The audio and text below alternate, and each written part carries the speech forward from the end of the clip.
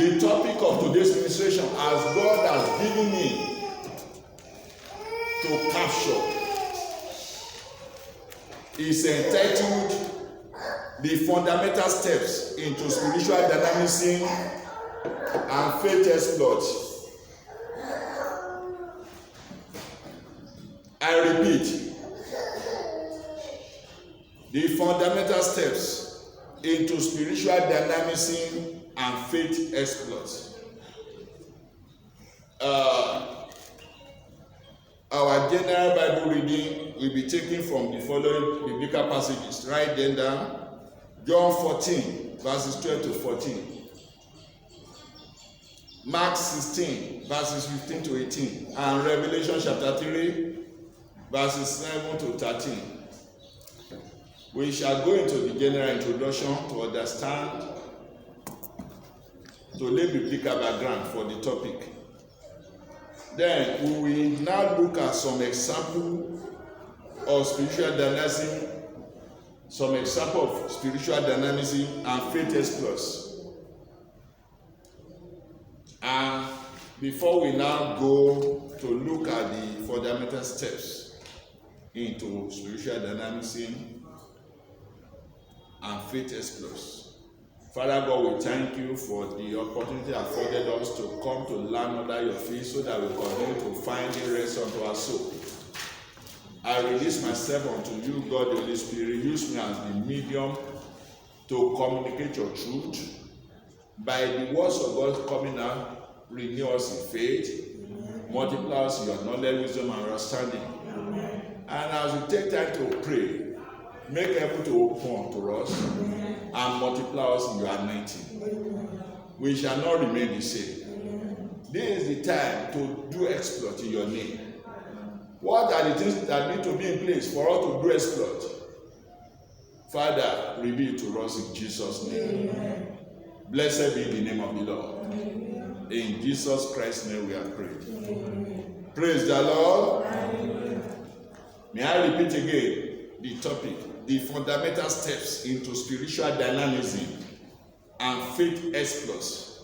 Let's first go into John 14, 12 to 14 and see what God says there. John 14,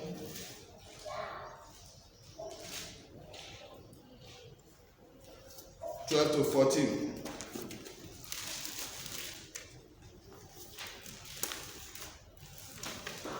I'm reading from NIV translation. I tell you the truth. Anyone who has faith in me, Jesus is the one speaking here. Anyone who has faith in me will do what I have been doing. He will do even greater things than this, because I am going to the Father, and I will do whatever you ask in my name, so that the Father may bring the glory,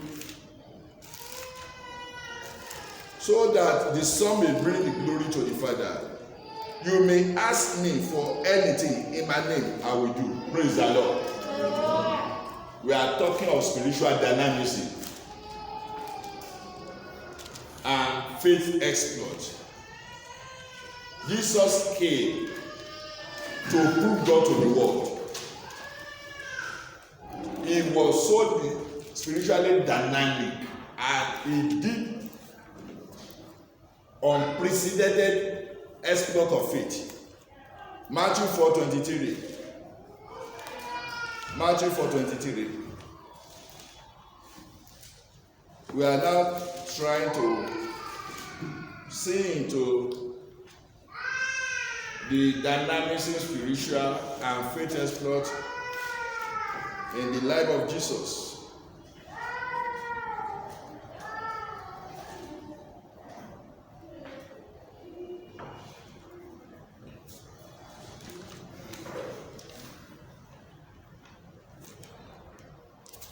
Matthew chapter 4, verse 23. This was a documentation of how greatly he functioned to prove God upon the earth during his earthly ministry, before He paid the ultimate price of laying down his life and being resurrected from dead and ascending to be before God, representing humanity. Matthew 4 verse 23. Jesus went throughout Galilee, teaching in their synagogue, preaching the good news of the kingdom and healing every disease. Healing. No disease was left out. Healing every disease and sickness among people. Praise the Lord. Hallelujah. Jesus was not helpless because God was always there in him to prove himself as the living God. Amen.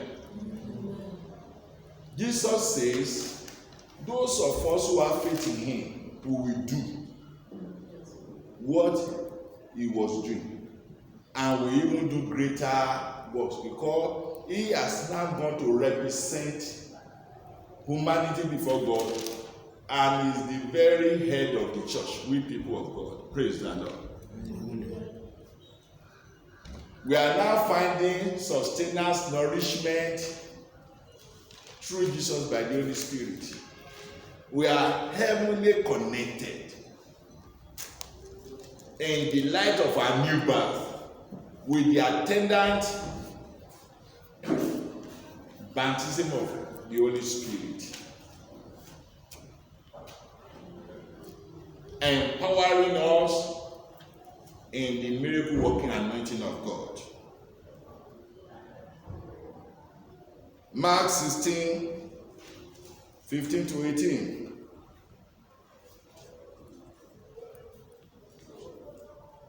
Jesus was dynamic in preaching about the kingdom of God and in proving it. And he has said, as God has sent him, so is he sending us. John chapter 7 verse 18. Praise the Lord.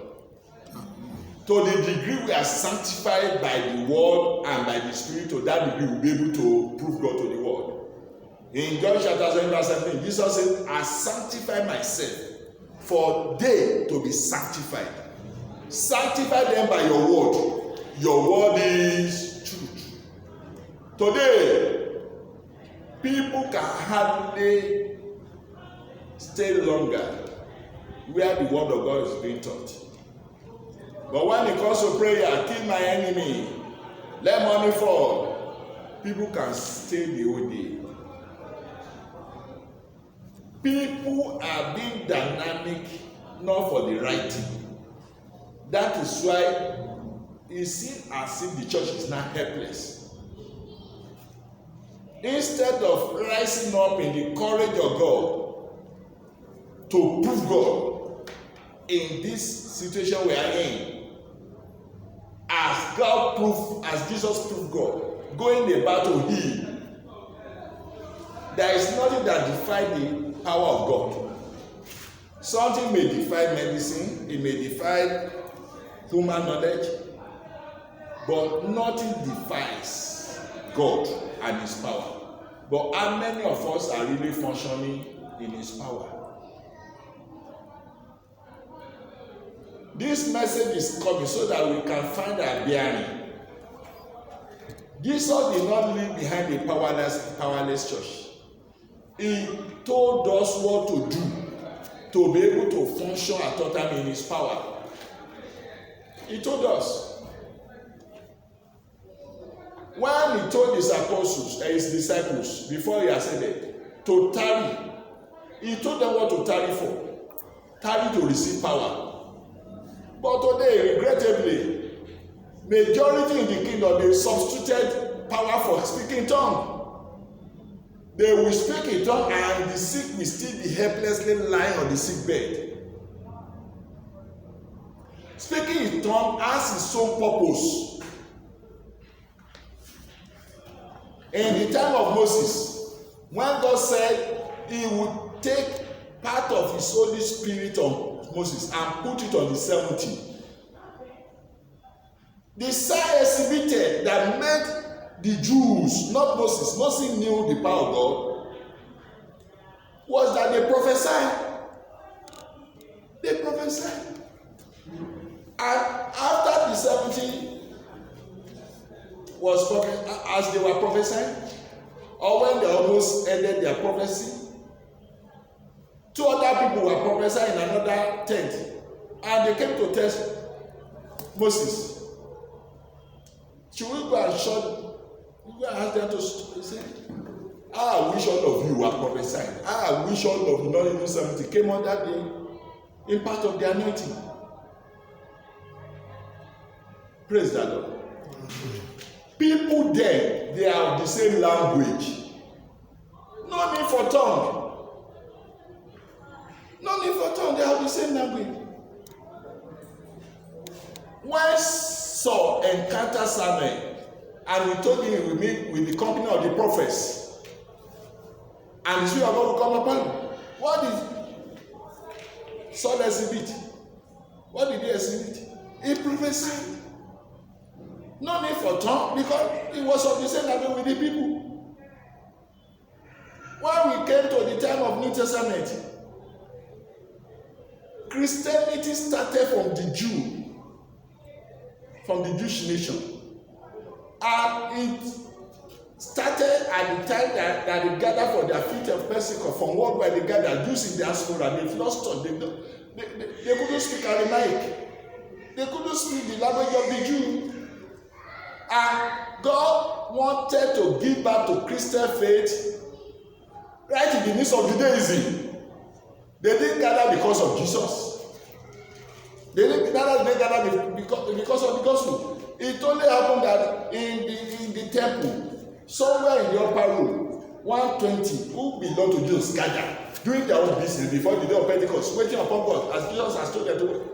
And God chose the time of Pentecost to give back to Christian faith as a movement. Salvation does not come through Judaism, neither is salvation coming through any religion. Salvation only comes through Jesus Christ, and the faith in Him will give birth to movement of people called the Christians. So in Acts of Apostles chapter 15, the followers of God were called Christian first. In Antioch, in Antioch. Praise the Lord. So, on the day of Pentecost, Jews from diaspora, even under the destined practice, they will need to interpret before they could understand, because they lost touch with their mother language. And God wanted gospel preached to them. So the unusual happened. God's Spirit came upon the disciples of Jesus in power, 120. That they did not only prophesy, they communicated the mystery of the gospel in languages they didn't learn. The people, the others attested to it. Are we not hearing them speaking in Greeks, in this, the language of where we came from? That was the mystery. But that was not the power. The power exhibited upon them like a tongue of fire resting upon their head.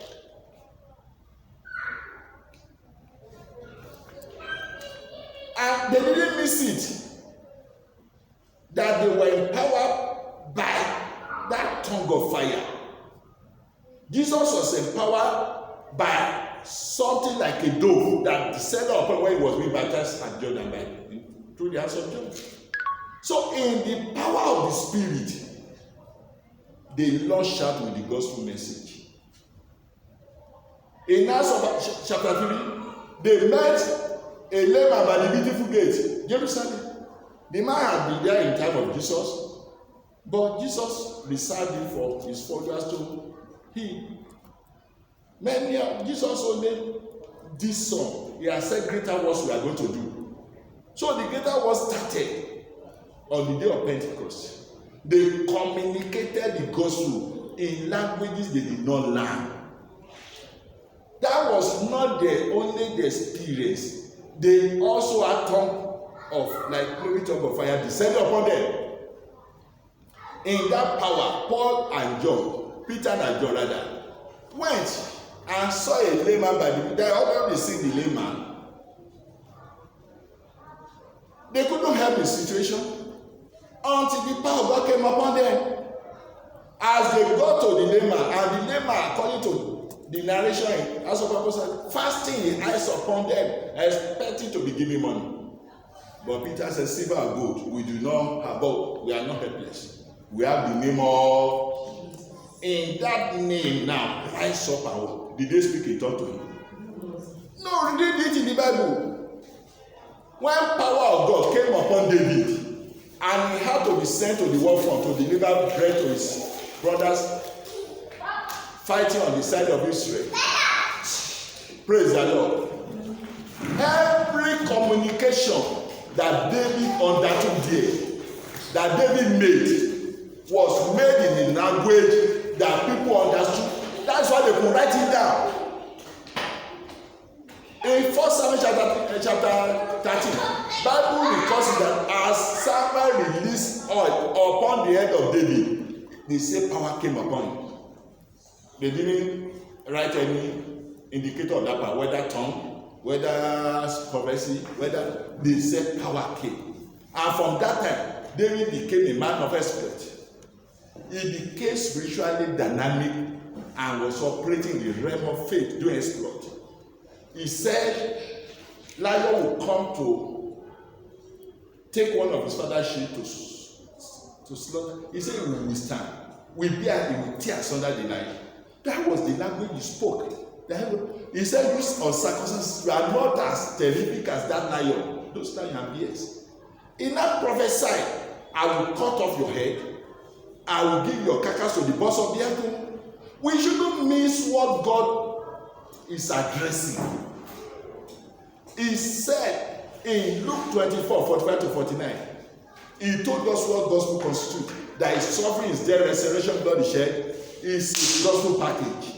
That message has to be taken all over the world. But they should tarry to receive power from on high. Today, we make people to speak in tongues. Yeah, they lack in the power of the Holy Spirit. Disease can come at any time, but the church should not be helpless when it comes to the church themselves. People in the world can be helpless. It's we, the church, that should reassure the world that healing is available in God. And through us, God will meanwhile dispersing it to the world. Praise the Lord. Why are we bearing Holy Ghost and power mission as a name? It is in the understanding of this explanation many years ago. At the age of 20-something, 23 or 24, I left the university. Based upon what God has shown me in Revelation, I came to work one of the greatest men in Nigeria. According to the video God showed me, and I functioned at the age of 24, preaching the gospel to his family, taking the gospel to his town, writing newspaper articles, going on village evangelism, doing the exploit. The wife I got married to in that town, I got married to her in the midst of fire. That's just the truth. The old children God gave me were given back to in that town in the midst of fire. I did not only deal with the scripture, when there was an opportunity for me in the church to herald the gospel, to work for God. We started, I and one brother called, we started scripture in Ikene. Later, as an elder in the Christ Apostolic Church, God gave me that vision. While I was studying at the university, I saw that house. At the time we were coming back home from the DS, may God bless his soul, Pastor Christian. He said he would want in Kenya to have a district of his soul, of Christ Apostolic Church. So they would want the number of parishes to increase. And I told him, sir, in our area of Awolo, I saw so Elder's house, and I saw me and my wife doing something, evangelist there. He said, God has sent you. Go and start the work of God. And I went to meet our assembly pastor. He said, okay, telling him, sir, God said we should go and start evangelizing using the facility available behind the house of so. He said, you know, you are a church member. Let those of us who are ministers or pastor go and start first. When we gather the people, then we hand over to you. I went back to the DS, Pastor Akinson, blessed Lord. He said, you are the one that God gave the vision to. The Lord God that gave vision to you is empowering you for your go and start. With my wife pregnant, we started the work. Today, that exploit of faith gave back to Christ Apostolic Church of Kayo is still in existence today. Praise the Lord. If Christ Apostolic Church, I'm sorry, were to be like a church that releases members, call of God, into an independent ministry, we'll still be relating. If you are not called to work within them, they don't have any fellowship with you.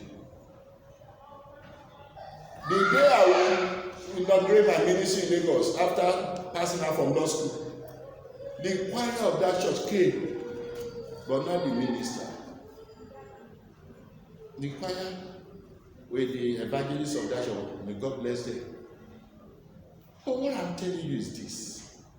From that day, God gave me the understanding, exploit of power will come about by the reason of the anointing.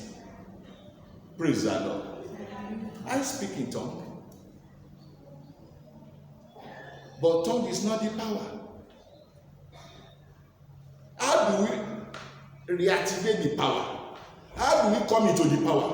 It's by prayer. How do you reactivate it? It's still by prayer. Luke 9:11-13 with Isaiah 40 verse 31. It's by. So, this is the right time for the church to go back to the basis. Praise the Lord. Amen. Amen. And ever since then, year 1984-85,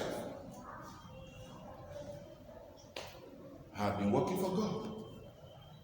Whether in the university, whether in the law school, outside the university, today, this church is an evidence of divine empowerment over our lives. We need more time with God for His empowerment. God will bless us in Jesus' name. Amen.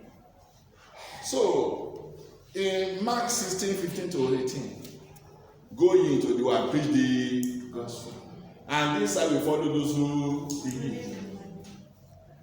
The sign is not automatic.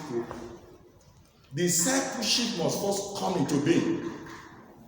Converts are being won into the church. For every convert to be able to prove God in power, every convert must be discipled.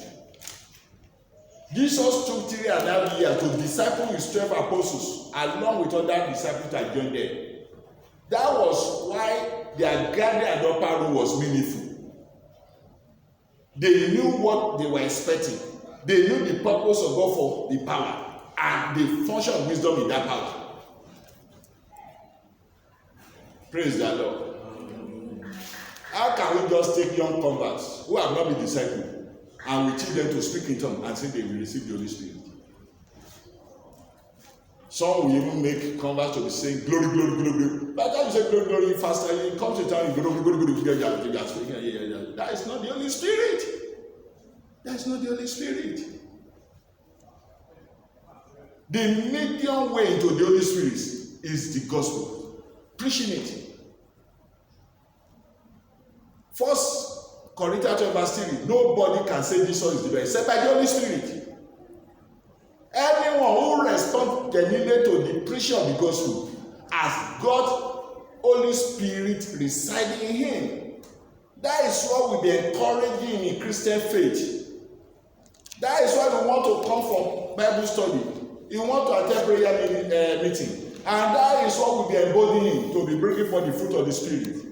Satan will still tempt him as before, but it is the knowledge of God through the Trinity and the backing of Holy Spirit that will be giving resistance over Satan. If so should die, we make heaven with or without speaking in tongues. Praise the Lord. Amen. But for each day, we are having the grace to still function upon as the church. The church has the responsibility to bring every believer out to become a disciple. It's a process. Praise the Lord. It's a process.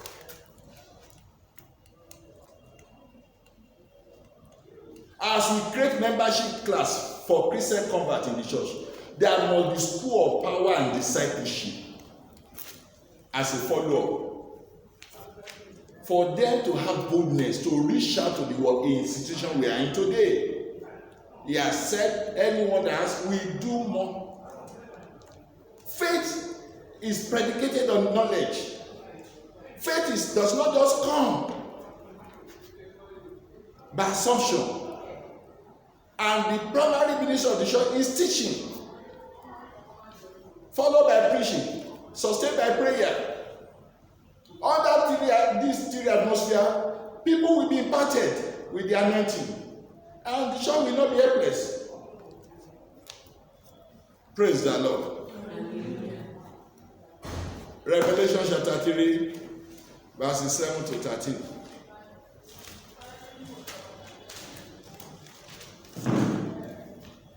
To the angel, Revelation chapter 3, verse 7 to 13, we are talking about fundamental steps into spiritual dynamics and faith exploit.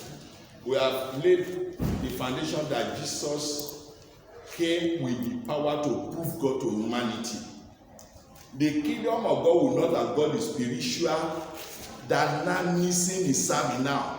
If Jesus has not laid the foundation in physically incarnating upon the earth from his position as God in heaven with God, he went about with the geographic entity he was born to, displacing God from religion. The blood of animal could do reconcile man with God. The Jews as a nation, their faith was in the blood of animal. And commandments, 10 commandments, the laws, given to them, more than 10. But they couldn't fulfill. And the blood of animal being shed was only covering. They will still go back and sin. Their heart was not changed.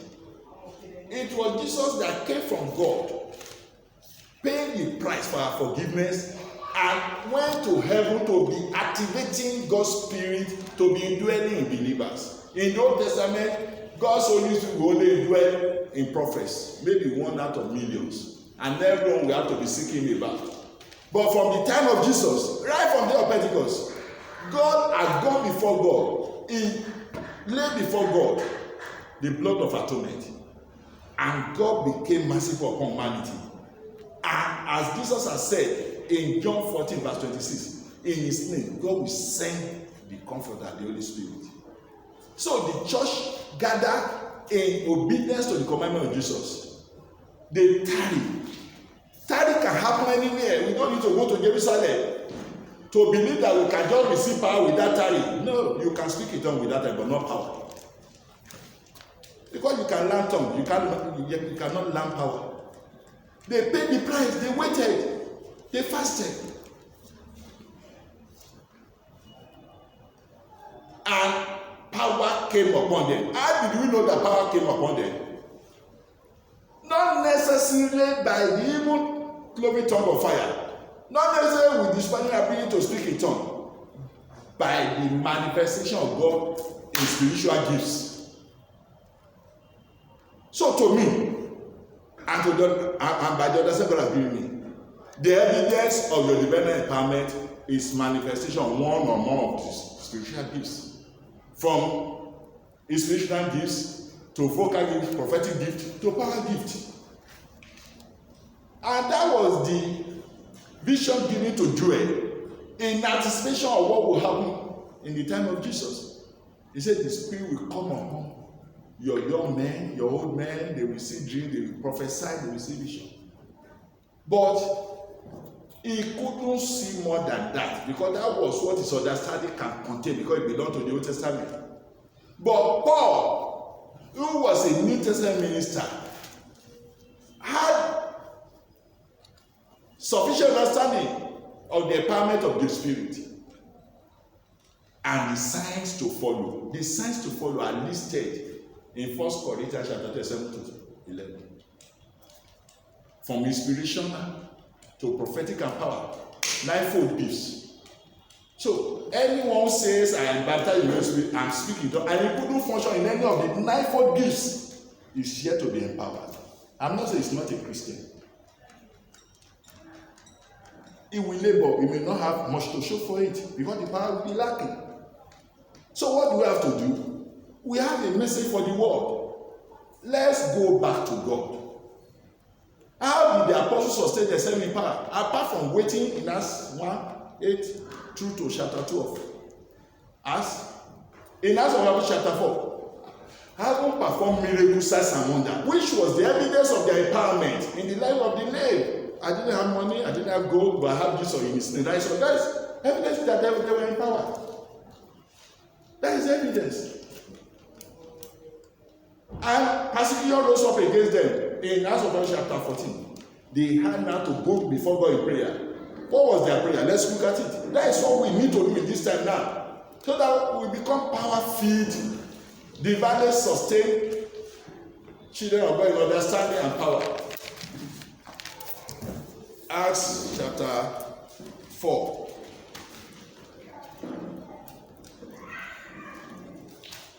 As I've told you that persecution rose up against them, because what God promised in John 14:12 to 26 came true in their lives. They were not only able to preach the gospel by the authority of Mark 16:15-18, they function in power, because they have been endued with power from on high. Did God even tell them that while you are waiting for baptism of the Holy Spirit from high, the sign is this? Did you read it there? Why are we now?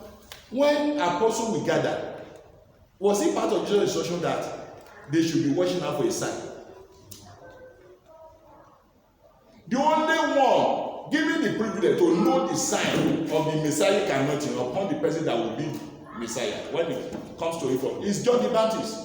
In Luke chapter 3, in Luke chapter 5, he said God that told him beforehand that this ministry of water baptism is given to him for the Messiah to be presented.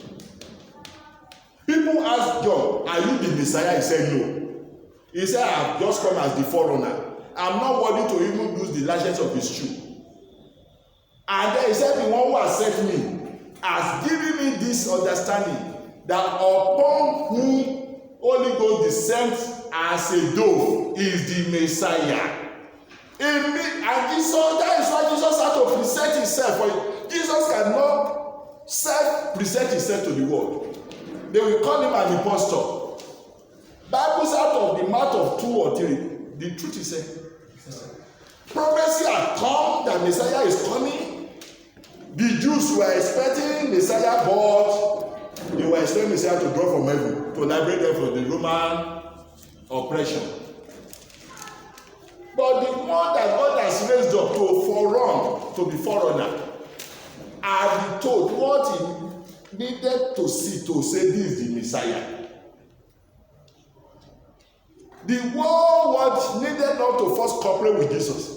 Only few that are caught up with the revelation of that Messiah will cooperate for the world to believe.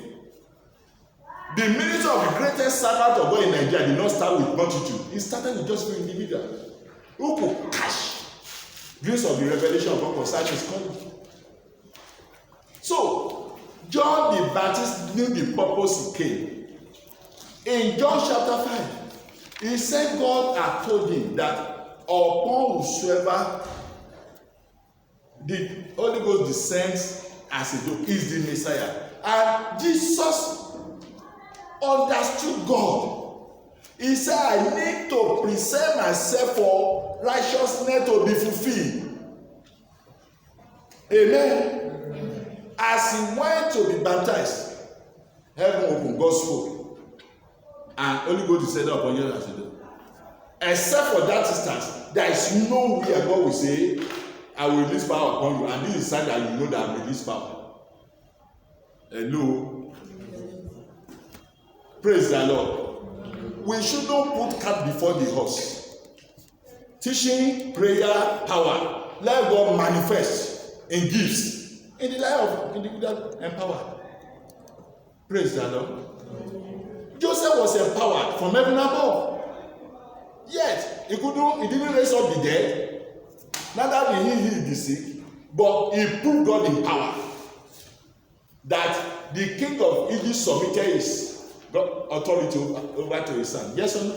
Yeah. He did the unusual. He managed the economy in the midst of famine. He interpreted dreams in the power of God. Did he speak in tongues?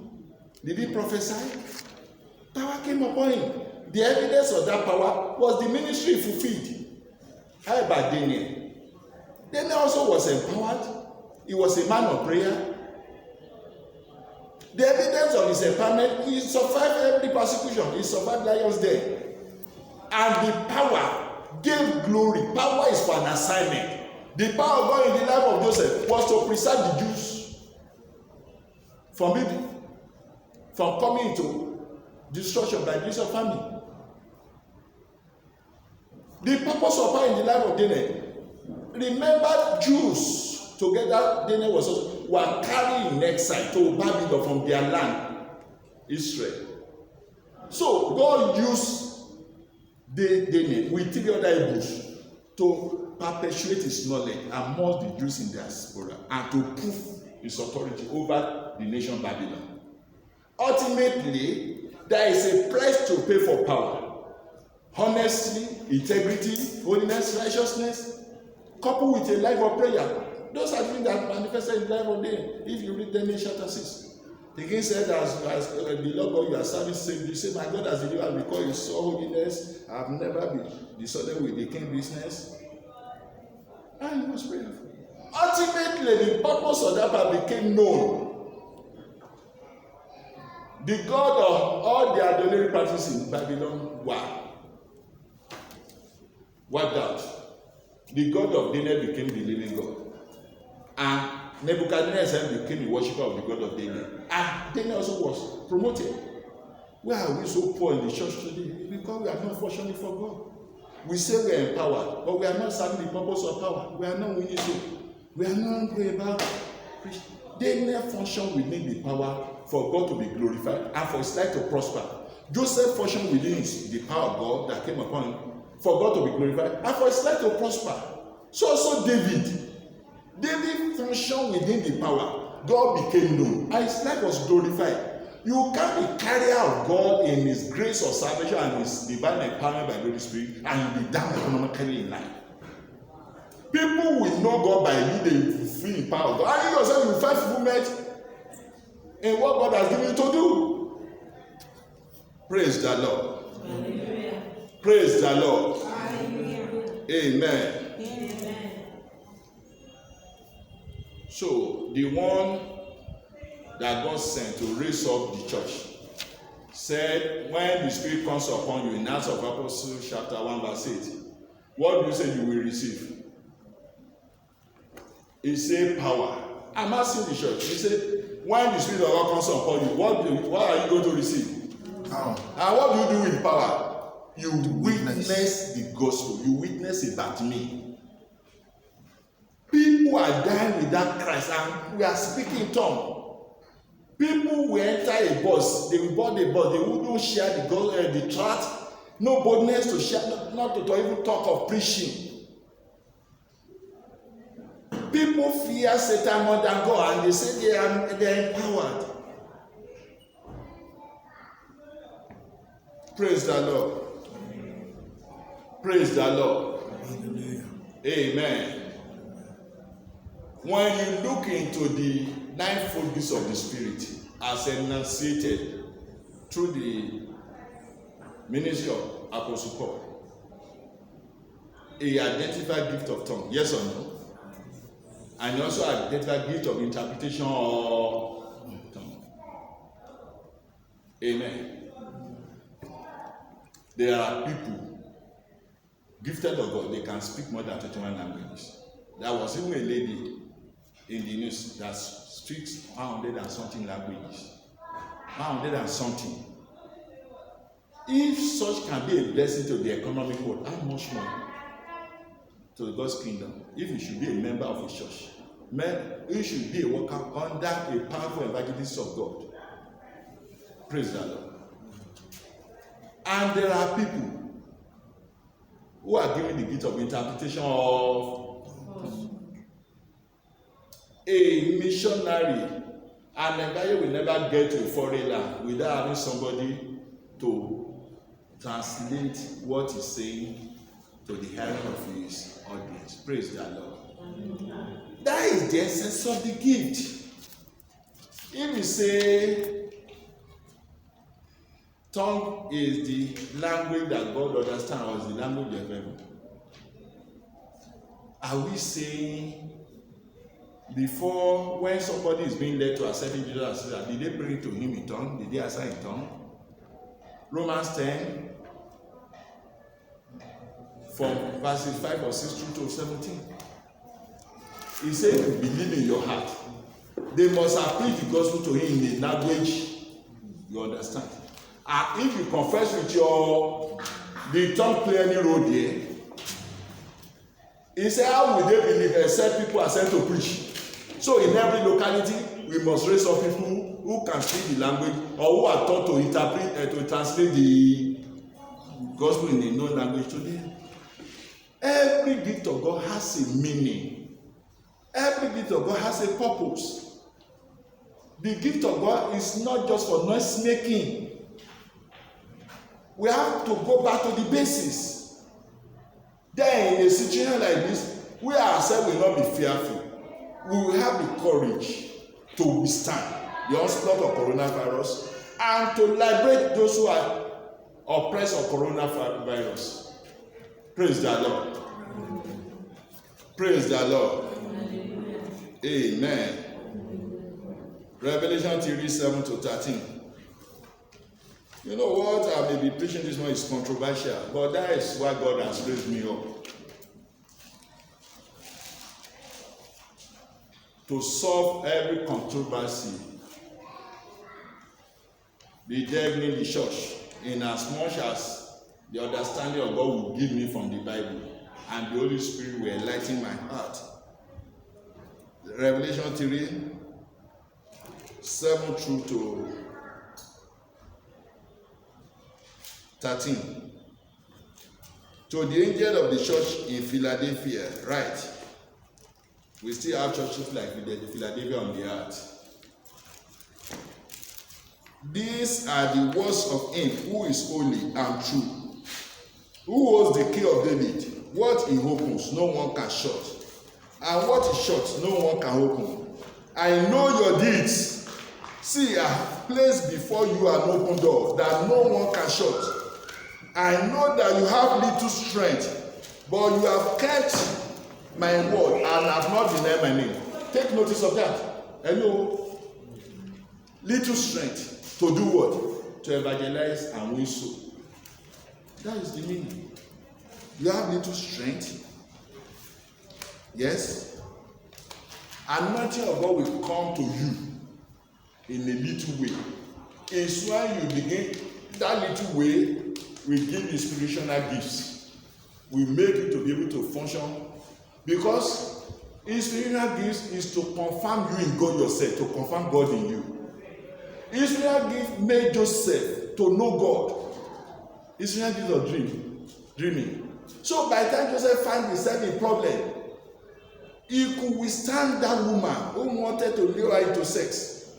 Because beyond the Talmud, the Pentateuch, the books of the Bible from of the Jews from Genesis to Malachi. That was it. Joseph had come to have first-hand experience of the existence of God by the dream he had. Amen. David started living, dwelling in God's fear and holiness for the ultimate fulfillment of what God has made known by his life. If initially he didn't have the understanding, his parents made him to know, you will be great. Your father, your mother will be pay obeisance to you. But where it will happen, we don't know. That made Joseph to submit to the hands of God. As he was being pushed from one problem to another, he was allowed God. When eventually he landed in the house of Potiphar, God proved power in him. He proved anointing that differentiated. Because the economy, such economic prosperity that Potiphar and his house had never witnessed, started accruing upon to the household. And Joseph was well treated, that he had respect for his master. Against that respect now, the wife man wanted Joseph to receive it. So many things will not make Joseph to do it. The vision he was living for, the God he was living for, and the master that so much loved him. If he should do it, adversity will replace prosperity. His master with time will come to see that God has forsaken him, and the master will also forsake him. Even though the wife induced the husband to forsake Joseph against the will of God, it was still within the plan of God. Right there in prison, the power also proved Joseph, and Joseph proved God by that power. He interpreted people's dream. The warderers, they took notice of his genuity, that they submitted the control of prison to his hand. From prison, he was enthroned. He came out to interpret Pharaoh's king. That is power, is plot. It's a plot of exploit of power. Joseph sustained himself in faith in Yahweh, Jehovah. It was not the blood of Jesus. We now say we belong to Jesus. And we say we are having power as Joseph is having.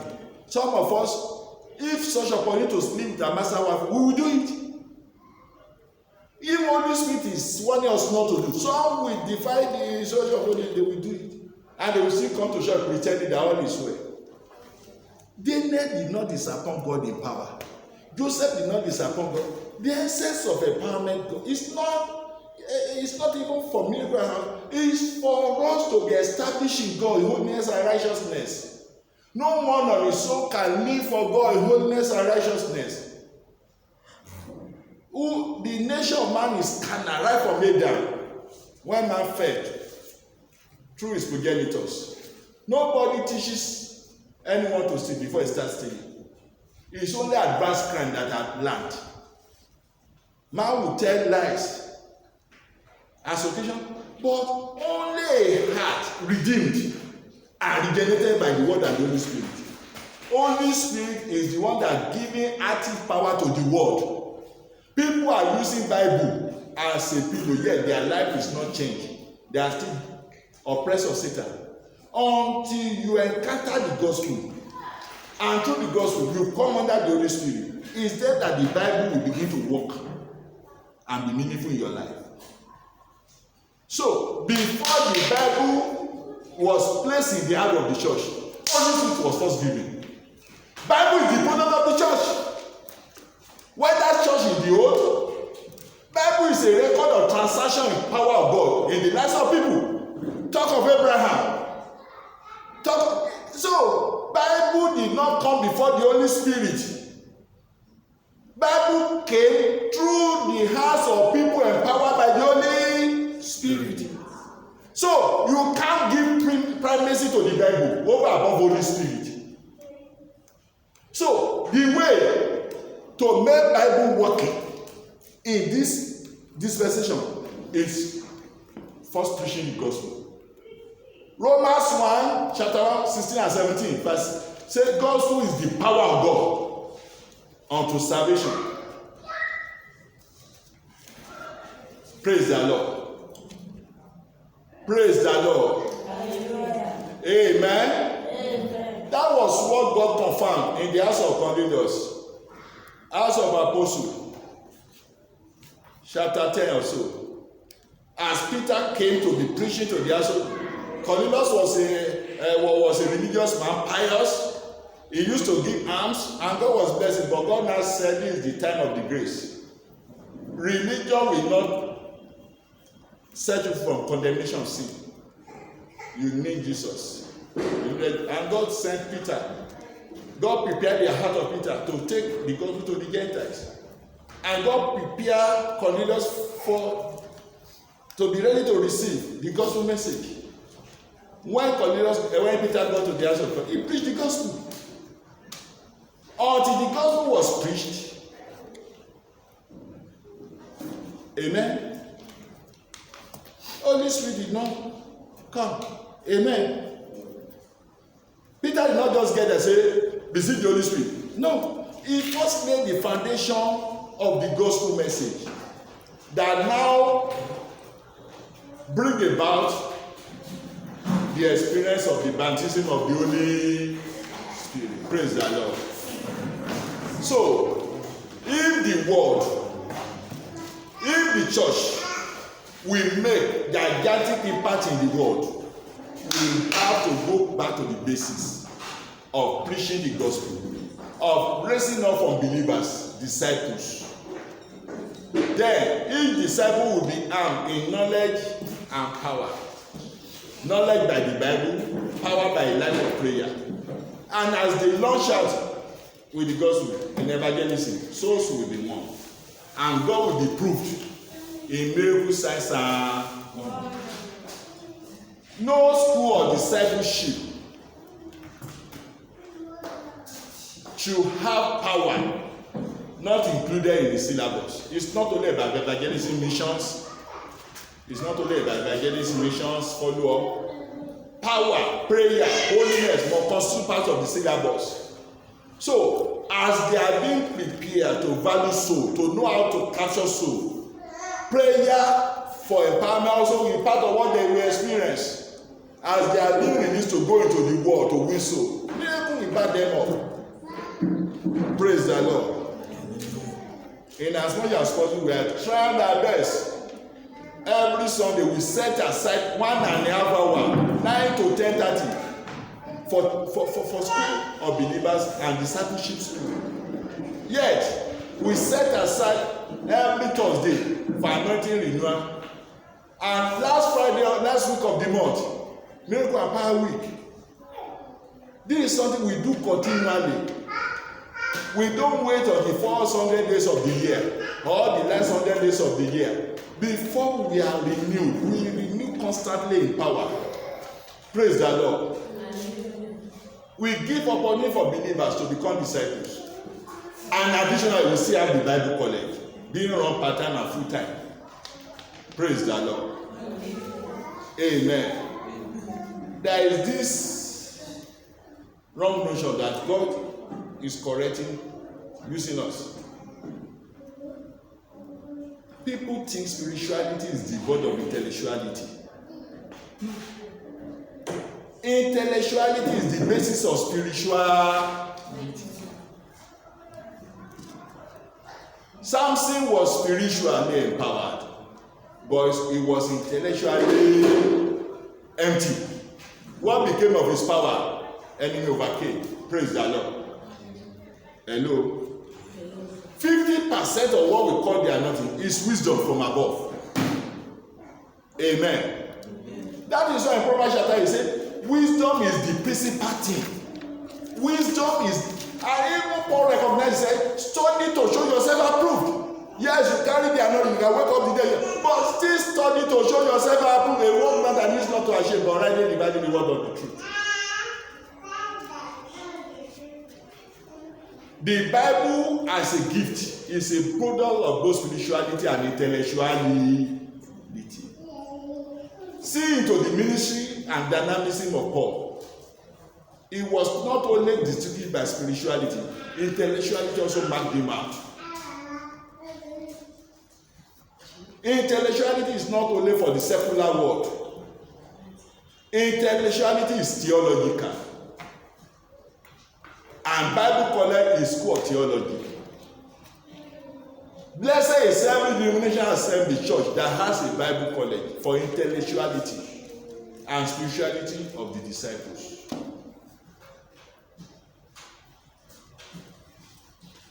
Believers should not be like somebody. I read one of your Pastor John Cho's book.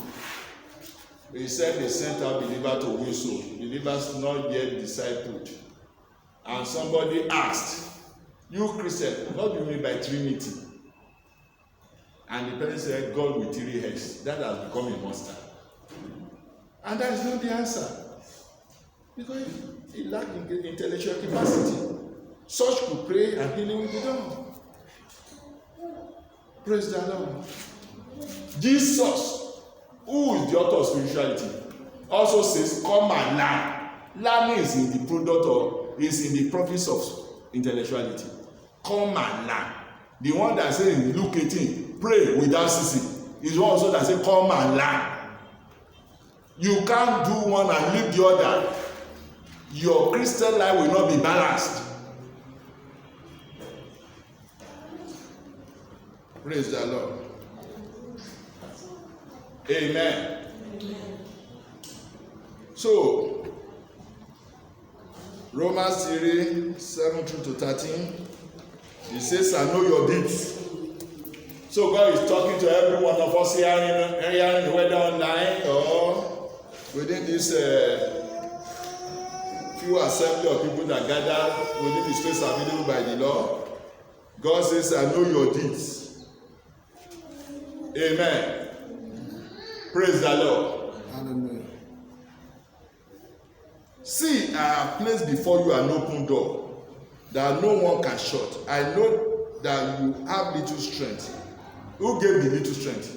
God. That is how a man of God is called. Little strength. You relate with God. Work with what He has given to you. He will divinely multiply and enlarge you. Yet you have kept my word. Obedience is a confirmation of your new birth. And part of the fruit of the Spirit is obedience. You have not obeyed God. You are not obeying God. You claim to belong to Him, and you now want baptism of Holy Spirit. It doesn't come that way. "And I have not denied, and those who have not denied my name, I will make those who are of the synagogue of Satan," that is fake brothers, fake sisters, "I will make them who claim to be Christian," here Jews, because the truth of God in this revelation is still applicable to today. Philadelphia is an example of a church that will always be. "I will make those who claim to be Jews, though they are not, but are liars, I will make them come and fall down at your feet and acknowledge that I have loved you. Since you kept my command to endure patiently, I will also keep you from the hour of trial that is going to come upon the whole world." Whether it was in a laboratory, somewhere in China they manufacture COVID-19. That is, I think the word as coronavirus or not. Because if God has not permitted it, it will not crystallize. Not to talk of now spread all over there. But God says, in the hours of trial coming upon the world, what did He say He will do?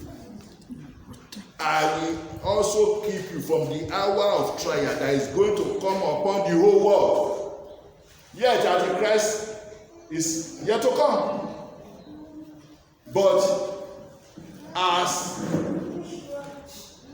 the Christian is rising up for the establishment of the kingdom of God, literally upon that, when Jesus Christ comes in the second time, Satan also is preparing his league for the advent of the Antichrist. When Jesus comes the second time, there will not be Antichrist. There will not be evil. There will not be, Satan will be arrested, banished. There will be millennial reign of Jesus and the believers, resurrected, those people who have been raptured, they will reign without a millennium. And for 1,000 years thereafter, there will not be judgment after that.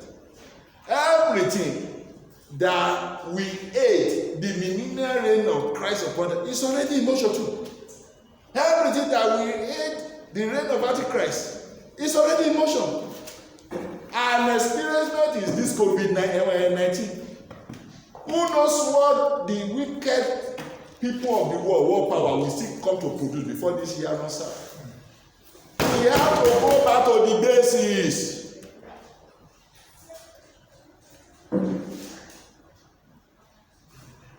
God will help us in Jesus' name. Amen. Am I criticizing tongue? No. Am I espousing on the power of the anointing? Yes. He says, since you have kept, listen, there is something that will endear you unto God. Holiness endeared Joseph unto God. Holiness and fear of God endeared David unto God, but he almost missed it. When he allowed carnality, listen, that you are born again does not divorce your life from carnality, because the nature of your body is carnal. Carnal also has its own desire, as spirit has its desire. But in Christ Jesus, we have got the empowerment of the Holy Spirit to embody our spirit man, so that we will always be rising up to be meeting up with the desire of the spirit and not of the flesh. Hello. So every man created by God has common sense. Only those born again is serving divine sense. Divine sense teaches you to say no to every ungodly. Look into the book of Titus.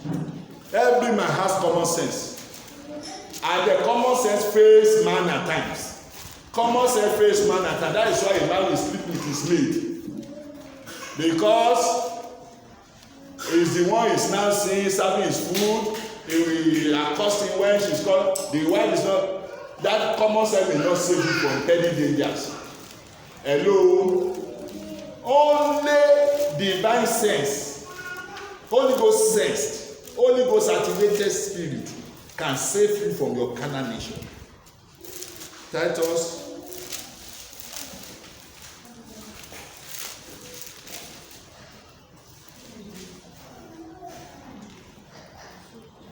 Titus chapter 2, from verses 11 to 14. For the grace of God. Who is the grace of God for our salvation? Jesus Christ. Yes or no? Did you pay any money to buy the ram? He offered himself as a lamb. Yes or no? Who provided the lamb? Jesus and lamb. God. So it's a grace. So the grace of God that brings salvation has appeared to all. It teaches us to say no to ungodliness. Hello? Hello. So people sustain Jesus functioning in divine sense. What do they say to ungodliness? No. What did they say to temptation? No. Was Jesus not tempted? No. But when he functioned in divine sense, did he say yes or no to temptation? He said no. For as long as you live, the flesh will still be tempting you. Satan will be hiding behind the flesh. Even Jesus in verse 30 of Matthew 4 or so, maybe 10 to 20, said, Satan led him for an opportune. Looking for where Jesus will relax, when Jesus will forget himself about God. But Jesus, early in the morning, Mark 1:35, Jesus will go and pray. Jesus always meditates in the Bible. Even when Jesus, when he got to the ultimate stage, peak of his ministry, where he had to lay down his life, the flesh became victorious. What did Jesus do? Divine sense drove him into prayer before God, and God had now to fortify him, had now to give him more of his spirit. The blood, the sweat that was coming out of the body of Jesus was like a blood. Until then, so in Hebrews chapter 12, verses 1 to 4, he said we should be looking unto Jesus Christ, the author and the finisher of our faith, that we have resisted sin to the shedding of blood. Whatever it takes in divine sense, in prayer, in saying no. Additionally, the Bible says, flee from all appearances of sin. At times you have to flee. You have to avoid some companies. You must do. Jesus did everything in order to prove himself able to the one who has called him. There is always a reward to a divine calling. Did God reward Jesus, yes or no? He made it to be the Lord of Lords and the King of Kings. He made it to be God's viceroy over the affairs of humanity. Praise the Lord. The Savior is coming back to take over the reign of the earth. Amen. So those of us answering to the gospel challenges, becoming believers and growing up to become disciples, will that be reward for us? Yes. Mark 10:29-30. We say that forsake father, mother, land, wife, because of me, Jesus, and the gospel. In this act, I will so much bless him that people will be envious of him. They may persecute him as they persecute Isaac in Genesis chapter 26, but they will not be able to overcome him, and he will inherit the eternal life. Mark those who are on the side of the gospel, those who are given to stand by the work of God. They always matter upon the earth. Praise the Lord. Amen. In Revelation chapter 5, Jesus was given wealth, riches, glory. They don't spend money in heaven, neither do they spend $1. Why was Jesus given? It's from heavenly inheritance. So every goodness of God is finding us out in Jesus as we keep in obedience to his commandment, as we love him. He said, if you love me, how do I know you love me? By obeying my commandment. Then I, my Father, will come and be supping with you, make your heart our abode. John 14:21-24. God bless us in Jesus' name. Amen. Praise the Lord. Amen. Let me quickly give you a rundown of the fundamental steps. I've shown you the examples as I was teaching. God also used me to tell you some examples